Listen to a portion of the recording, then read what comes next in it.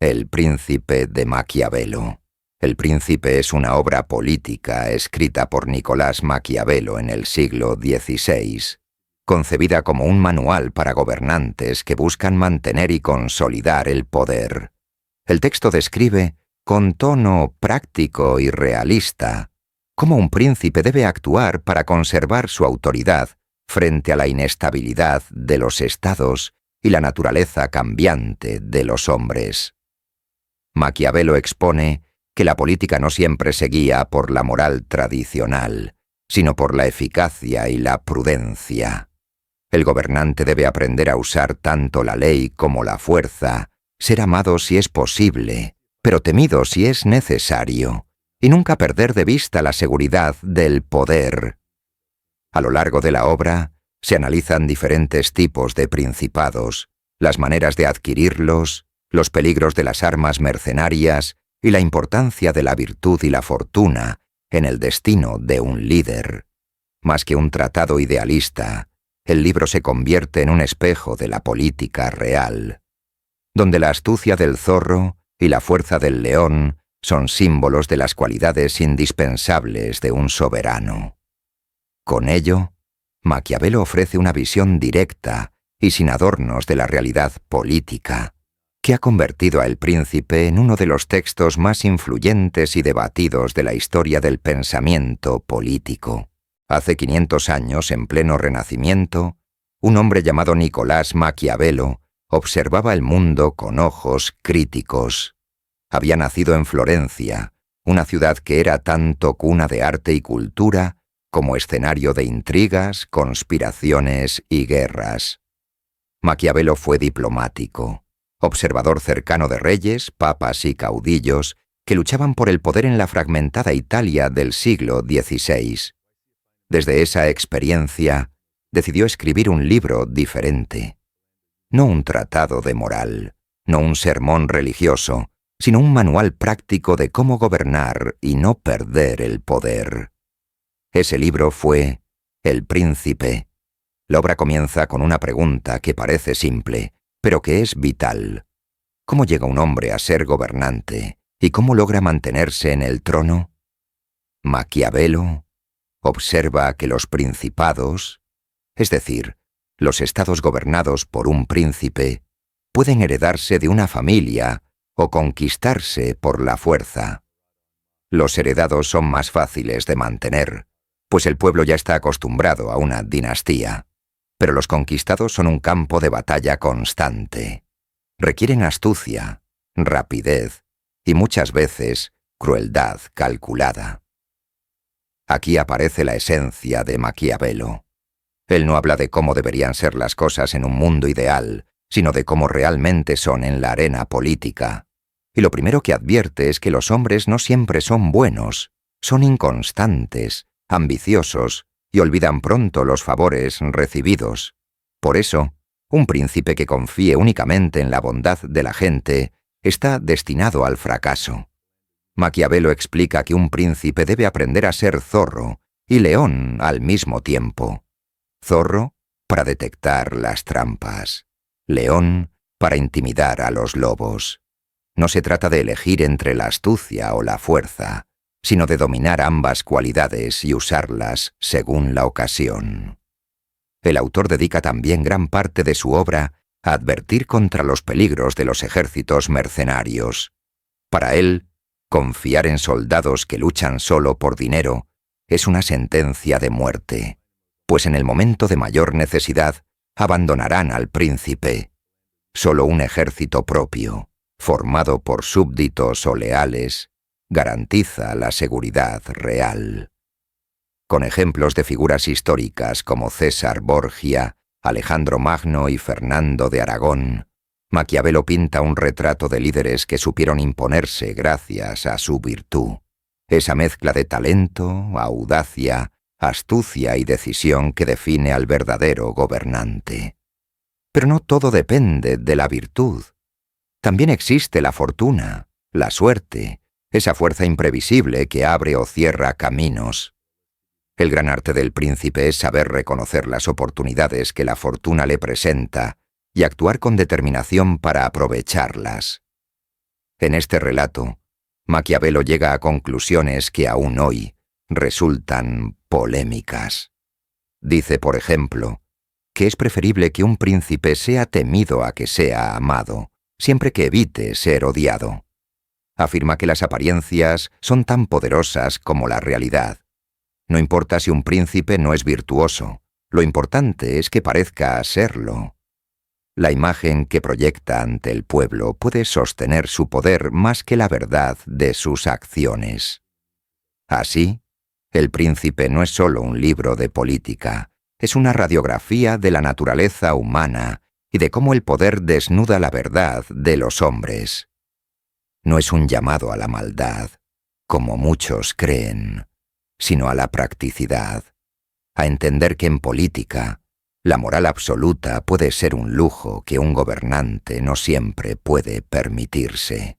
Tras introducir la idea de los principados heredados y conquistados, Maquiavelo avanza hacia un tema que le obsesiona: la fragilidad del poder cuando no está bien sostenido.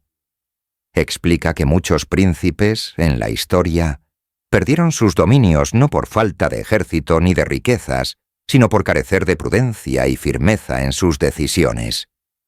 En política, insiste, los vacíos de carácter se pagan caro. El escritor florentino nos muestra entonces ejemplos vivos. Cuenta la historia de César Borgia, hijo del Papa Alejandro VI, quien supo imponerse con crueldad calculada y audacia en un escenario plagado de traiciones.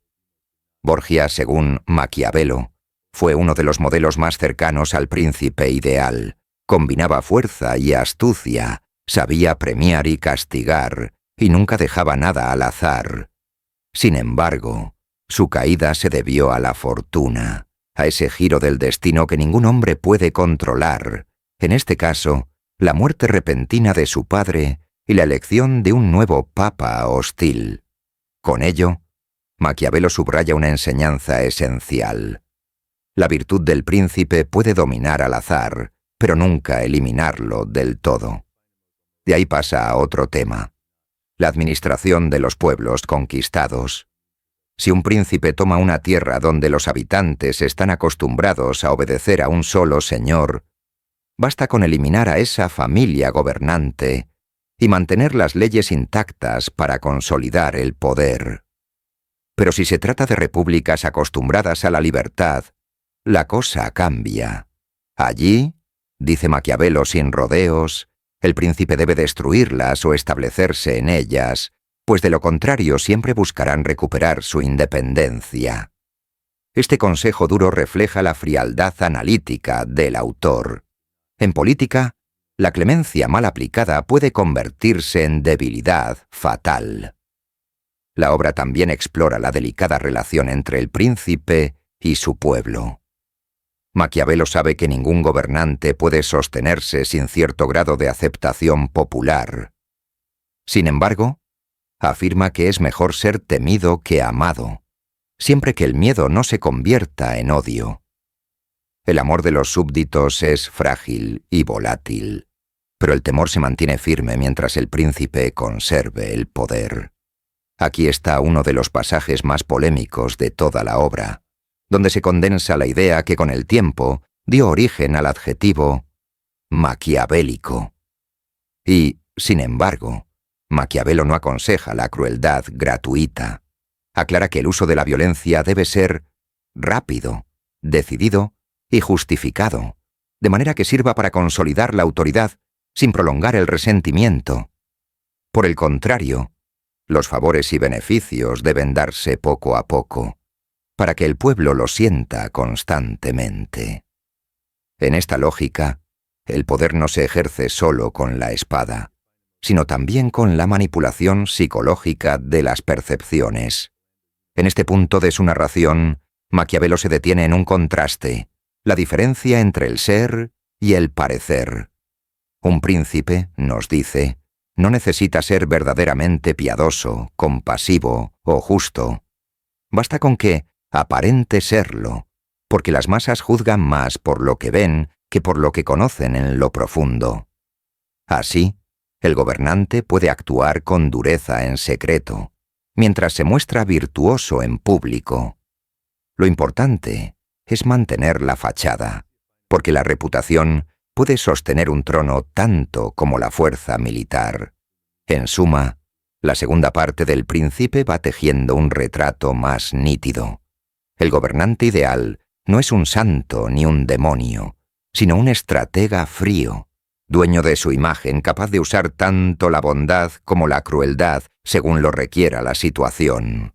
Antes de continuar, quiero invitarte a que formes parte de esta comunidad. Si este contenido te está ayudando a reflexionar y a ver la vida con otra perspectiva, te pido que te suscribas al canal Soy Estoico. Aquí encontrarás más filosofía, más historia y más ideas para fortalecer tu mente y tu carácter. Dale like si te está gustando y comparte este video para que más personas descubran estas enseñanzas. Ahora sí, sigamos con el viaje por el Príncipe de Maquiavelo. Después de analizar cómo debe comportarse un príncipe frente a sus súbditos y enemigos, Maquiavelo entra en un tema que considera vital para la supervivencia del poder: los ejércitos. Con la experiencia adquirida como diplomático y observador de guerras en Italia, el autor no duda en afirmar algo tajante: un príncipe que confía en ejércitos mercenarios está perdido. Los soldados contratados, explica, luchan únicamente por dinero. No tienen amor por la patria ni lealtad al príncipe. Al primer peligro, desertan o cambian de bando si alguien les ofrece más. Su valor en el campo de batalla es débil y su fidelidad, frágil.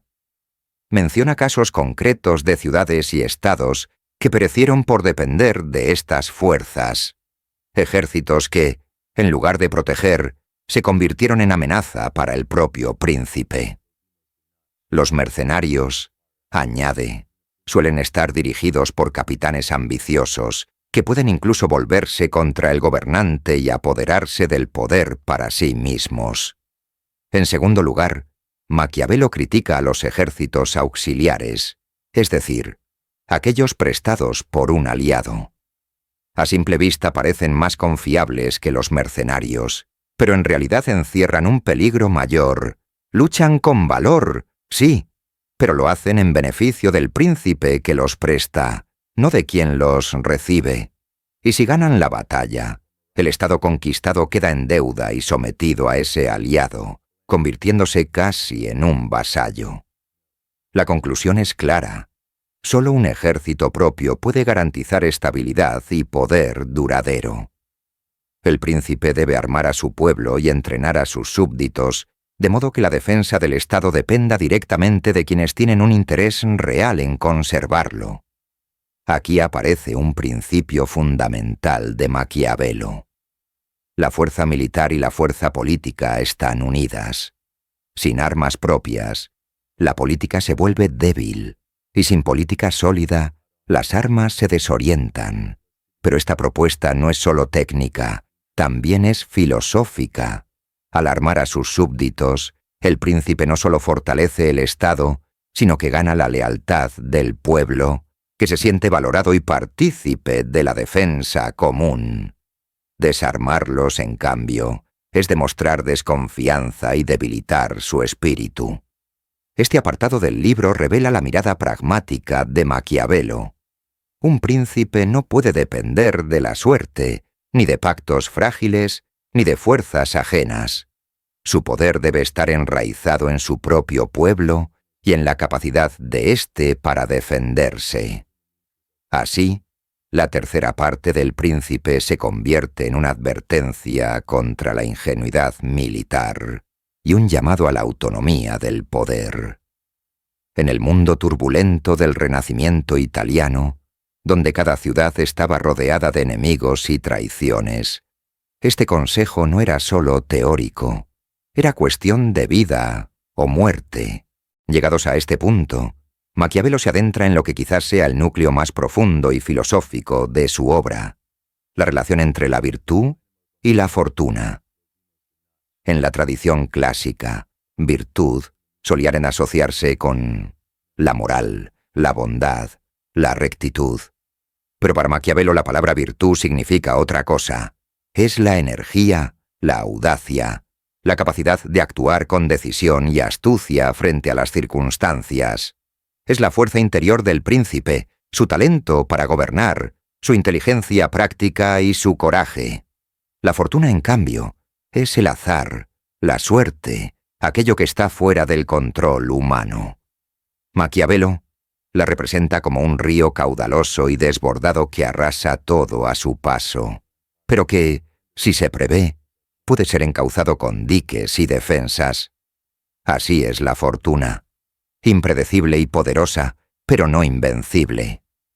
El arte de gobernar, según Maquiavelo, consiste en domar a la fortuna con la virtud.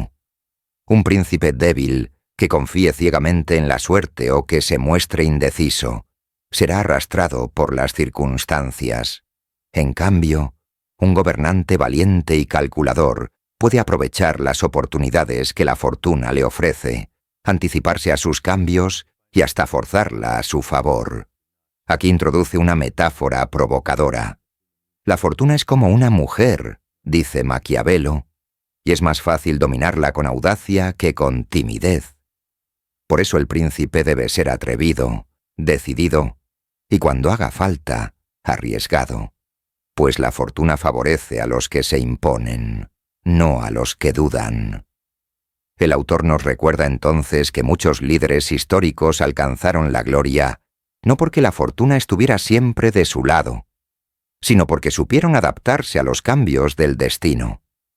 Alejandro Magno, Fernando de Aragón, incluso César Borgia, cada uno a su manera, aprovecharon el momento que se les presentó y actuaron con determinación. En esta parte de la obra, Maquiavelo nos ofrece un mensaje de fondo que trasciende la política. El futuro no está escrito del todo. Depende de la fortuna, sí, pero también de nuestra capacidad de actuar con valentía. El príncipe no puede controlar el azar, pero sí puede controlar su preparación, su carácter y sus decisiones. Este equilibrio entre virtud y fortuna es lo que define al verdadero líder. No basta con esperar que las cosas salgan bien. Tampoco sirve confiar solo en la fuerza bruta. El gobernante ideal es aquel que sabe leer las circunstancias, que se adapta como el zorro y se impone como el león, que entiende que cada instante trae consigo una oportunidad oculta y que solo la acción decidida la convierte en poder.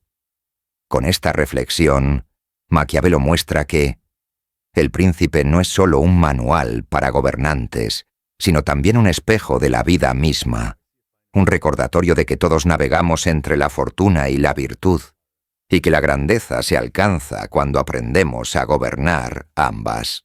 Tras hablar de la virtud y la fortuna, Maquiavelo se detiene en otro de los grandes instrumentos de poder, la religión, la moral y la imagen pública del príncipe.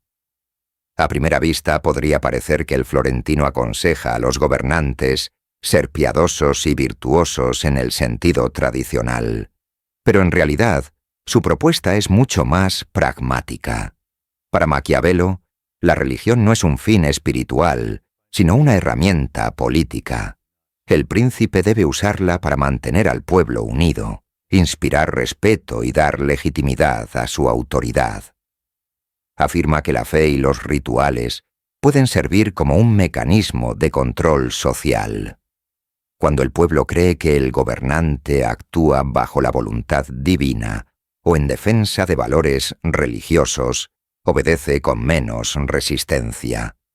Sin embargo, Maquiavelo advierte que el príncipe no necesita ser genuinamente religioso. Basta con parecerlo. Una vez más, aparece su distinción entre el ser y el parecer. Lo importante no es la esencia real del príncipe, sino la imagen que proyecta. Este uso estratégico de la religión no significa desprecio hacia ella, sino reconocimiento de su poder como fuerza de cohesión. Un gobernante que se muestra piadoso, justo y defensor de la moral puede consolidar su autoridad con mayor facilidad.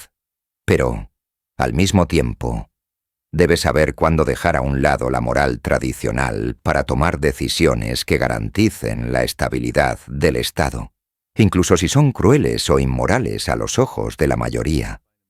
En este punto, Maquiavelo introduce una idea central.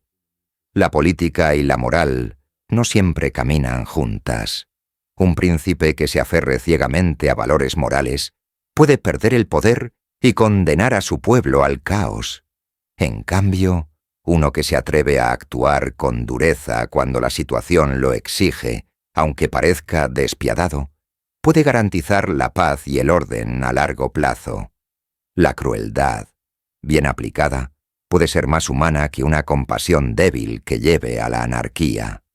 Así, Maquiavelo desmonta la visión idealista de los gobernantes como figuras puramente bondadosas. No se trata de ser santos, sino de ser eficaces, y en esa eficacia la apariencia juega un papel crucial. El príncipe debe proyectar siempre la imagen de un hombre honesto, compasivo, religioso y justo, aunque en su interior actúe con astucia y frialdad para conservar el poder. Este enfoque ha generado siglos de polémica. Muchos han visto en estas palabras la justificación de la mentira, la manipulación y la hipocresía en política. Pero para Maquiavelo, no se trata de promover la corrupción moral, sino de aceptar la naturaleza humana tal como es. El pueblo juzga por lo que ve. Por eso el príncipe debe cuidar su reputación tanto como cuida sus armas. La gloria del poder no se sostiene solo en la fuerza, sino también en la percepción pública. Con esta reflexión, Maquiavelo deja claro que la religión y la moral, más que principios intocables, son instrumentos que un príncipe hábil sabe utilizar para mantener el orden y la estabilidad en medio del caos de la política. Y así, después de recorrer las páginas del Príncipe, descubrimos que Nicolás Maquiavelo no escribió un manual de maldad, sino un espejo realista de la política y del ser humano.